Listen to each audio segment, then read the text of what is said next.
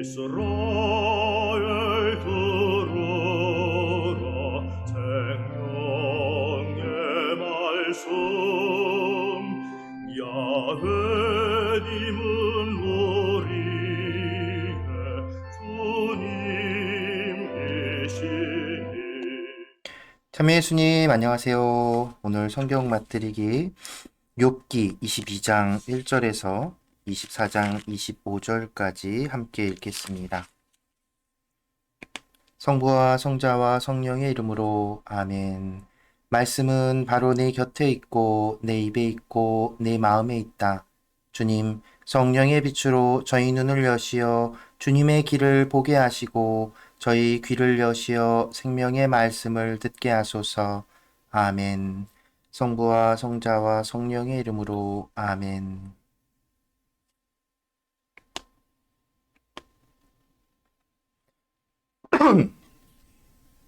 엘리파즈의 셋째 담론. 테만 사람 엘리파즈가 말을 받았다. 인간은 하느님께 무익한 존재. 사람이 하느님께 유익할 수 있는가? 아니지. 슬기로운 자도 자신에게만 유익하다네. 자네가 의롭다 하여 전능하신 분께 무슨 낙이 되며 자네가 흠없는 길을 걷는다 하여 그분께 무슨 득이 되겠나? 하느님께서 자네의 경외심 때문에 자네를 꾸짖으시겠나? 자네와 함께 법정으로 가시겠나? 자네의 악이 크지 않은가? 자네의 죄악에 끝이 없지 않은가? 자네가 까닭없이 형제들에게 담보를 강요하고 헐벗은 이들의 옷을 벗겼기 때문일세. 자네는 목마른 이에게 물을 주지 않았고 배고픈 이에게 먹을 것을 거절하였네.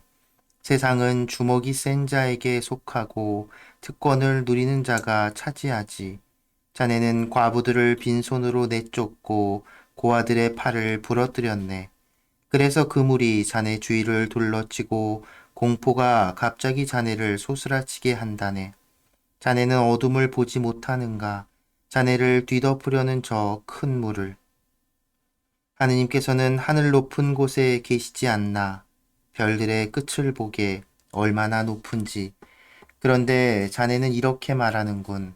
하느님께서 무얼 아시리요? 먹구름을 꿰뚫어 심판하시겠는가? 구름이 그분을 덮어서 보지 못하시는 채 하늘가를 돌아다니실 뿐이라네. 자네는 그 옛 길을 따라 가려는가? 사악한 인간들이 걸어간 그 길을 때가 되기도 전에 잡아채이고 그 터전이 강물에 휩쓸린 그들 말일세. 그들은 하느님께 우리 앞에서 비키십시오. 전능하신 분이라고 우리에게 무얼 할 수 있으리요 하였지만 그들의 집을 좋은 것으로 채워주신 분은 바로 그분이시지. 그렇지만 악인들의 뜻은 나와는 거리가 멀다네.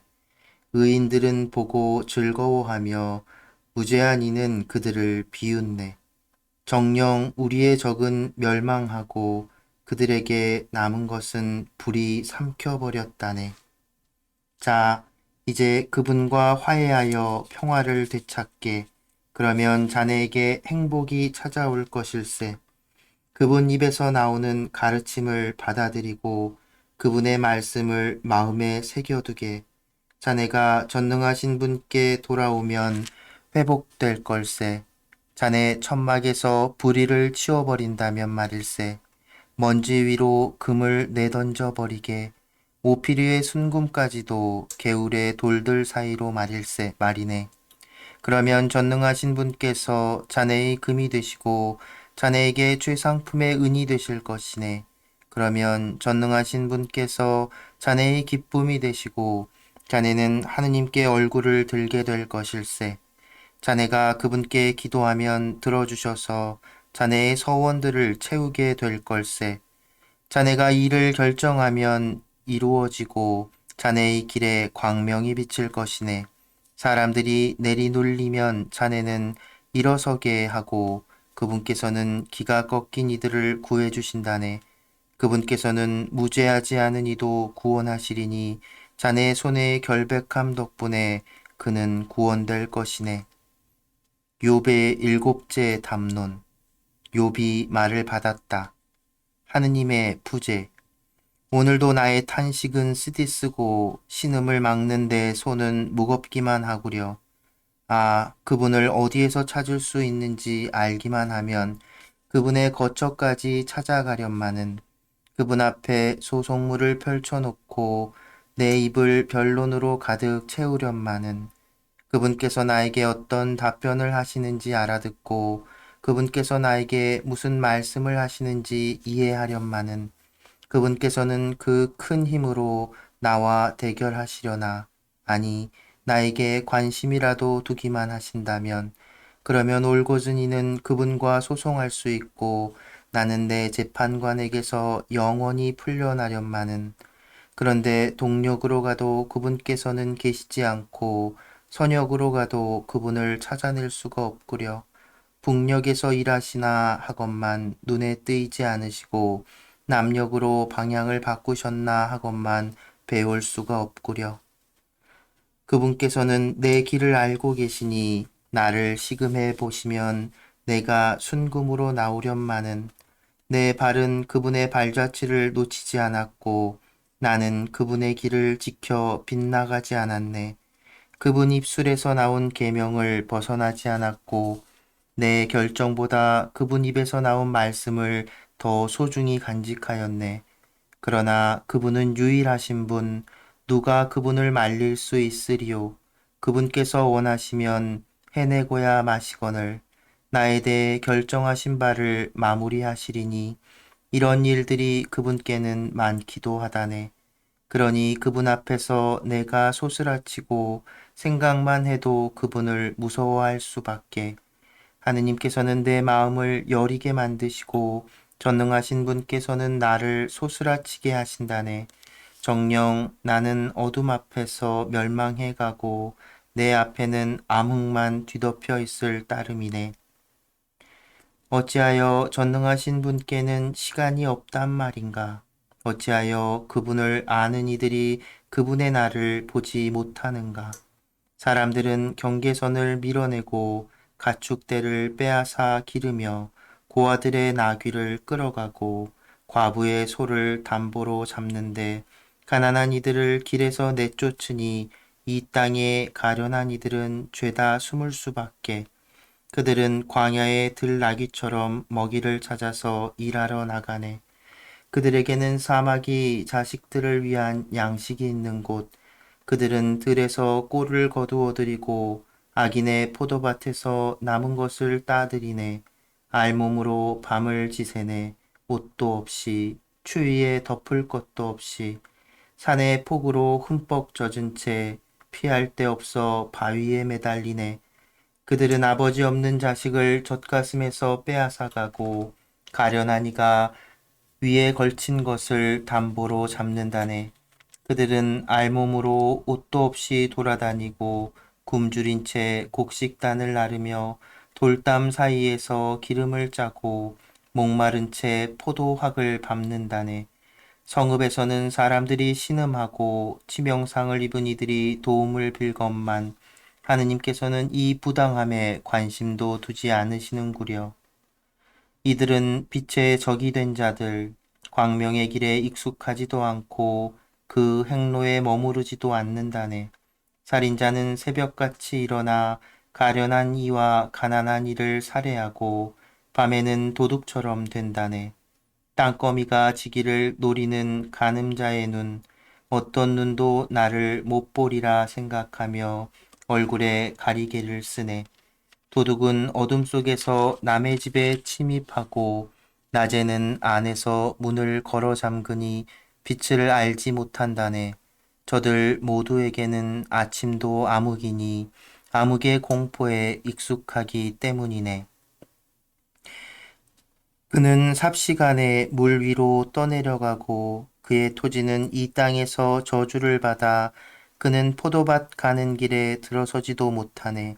가뭄과 더위가 눈 녹은 물을 빼앗아 가듯 저승도 죄 지은 자들을 채 가버리네. 모태조차 그를 잊고 구더기가 그를 빨아먹네. 아무도 그를 더 이상 기억하지 않으리니 불의가 나무처럼 부러지네.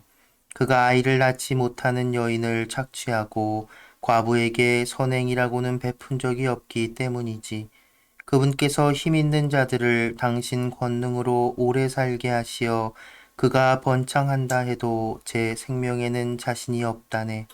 그를 편안하게 하시어 그가 힘을 얻고 그분의 눈이 그의 길을 살피시어 이런 자들이 높아진다 해도 조금 뒤에는 이미 없어지고 땅에 떨어져 풀처럼 오그라들며 이사 끝처럼 메말라 가네.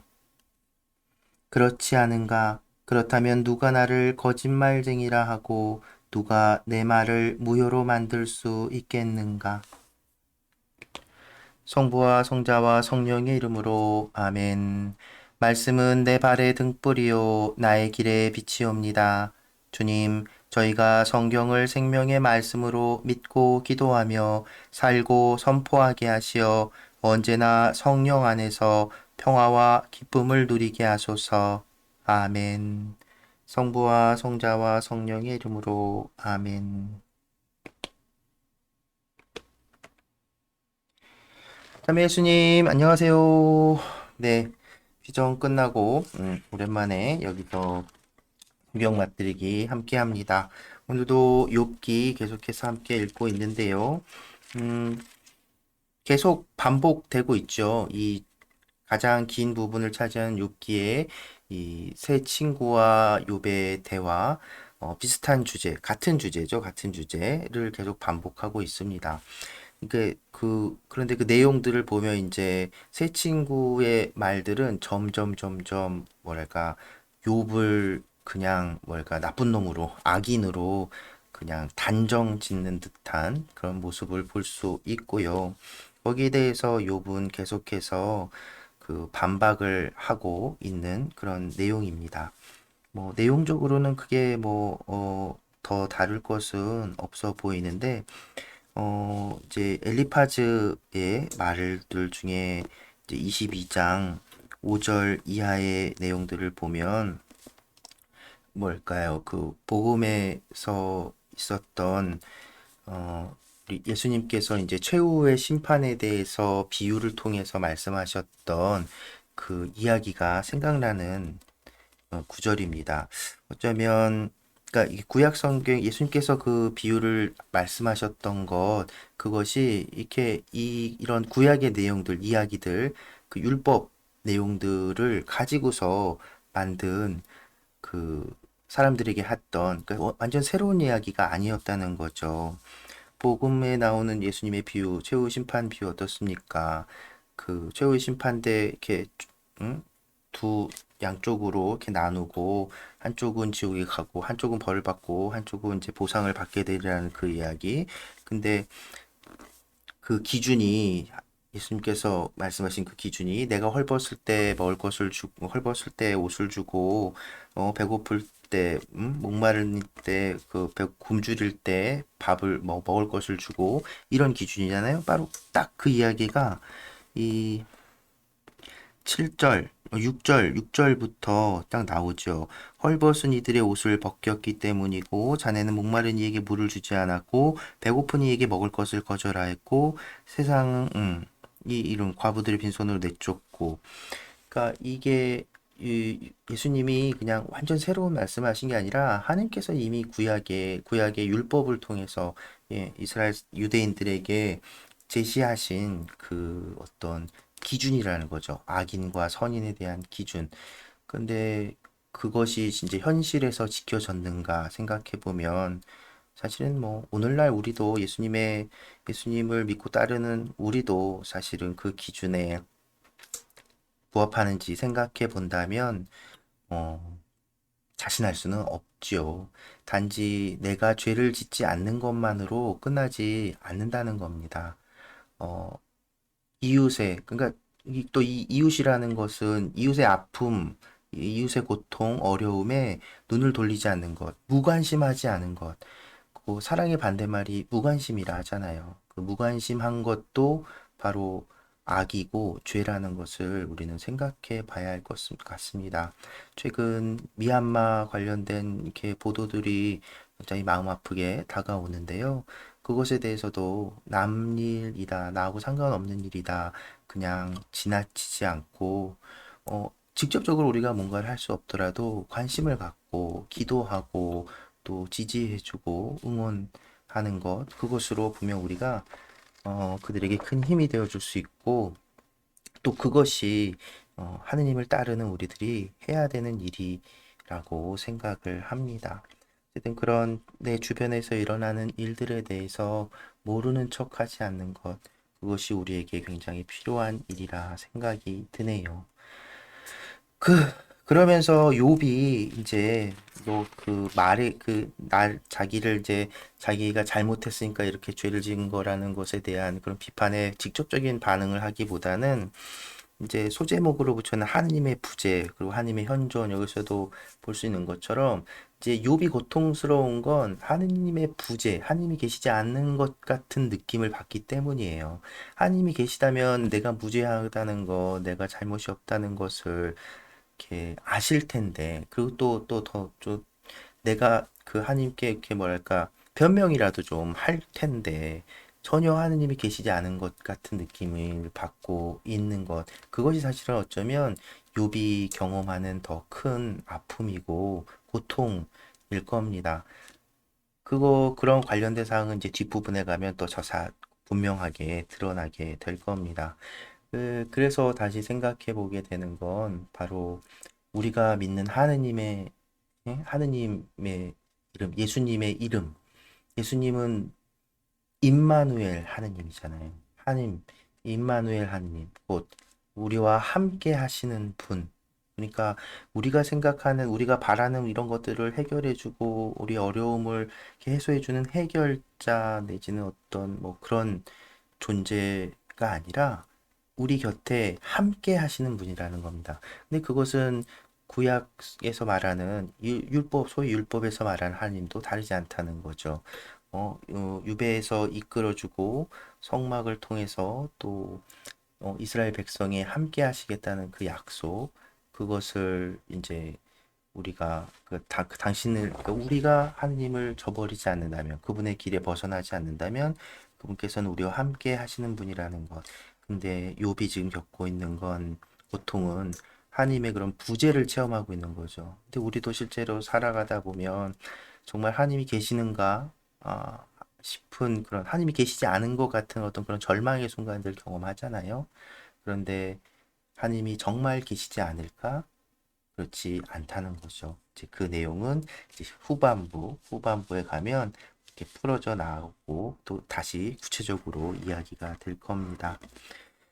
네, 그런 의미에서 또 생각해 본다면 우리가 하나님의 뜻을 따른다는 건 단지 그러니까 율법을 지키고 또 우리의 계명, 사랑의 계명을 지킨다고 하는 건 무관심하지 않은 것, 고통받고 힘들어하는 이웃들, 사람들과 우리도 함께 해줘야 한다는 것, 그것.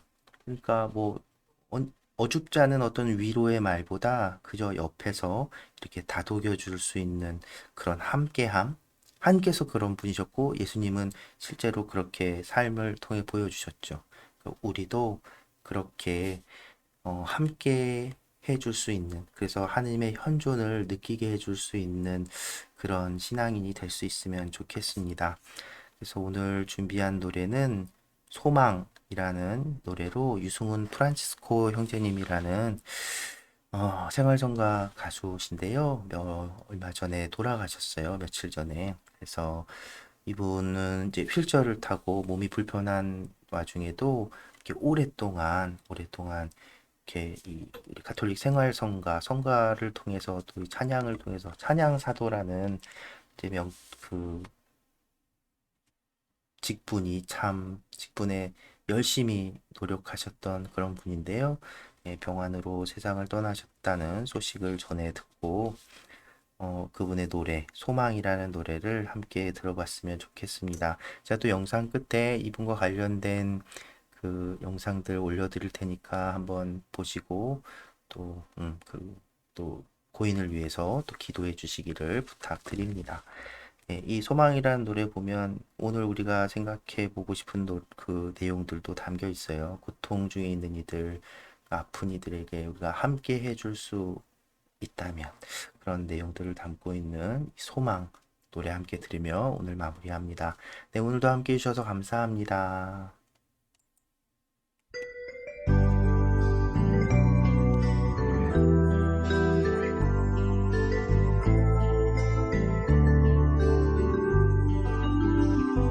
아픔을 잊고자 하는 이에게 기쁨 가득하길 원하며, 슬픔을 잊고자 하는 이에게 누군가 함께 하길 원하네. 마음 아픈 이와 함께 사랑 나누면 누군가 기쁨 주리니, 슬픔을 잊고자 하는 이의 마음 함께 나누리. 아픔을 잊고자 하는 이에게 기쁨 가득하길 원하며, 슬픔을 잊고자 하는 이에게 누군가 함께 하길 원하네.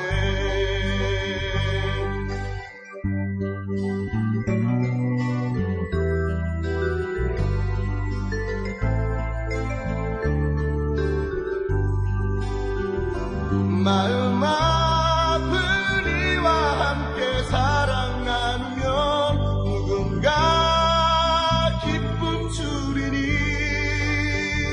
슬픔을 잊고자 하는 이의 마음 함께 나누리. 아픔을 잊고자 하는 이에게 기쁨 가득하길 원하며, 슬픔을 잊고자 하는 이에게 누군가 함께 하길 원하네. 누군가 함께 하길 원하네. 누군가 함께 하길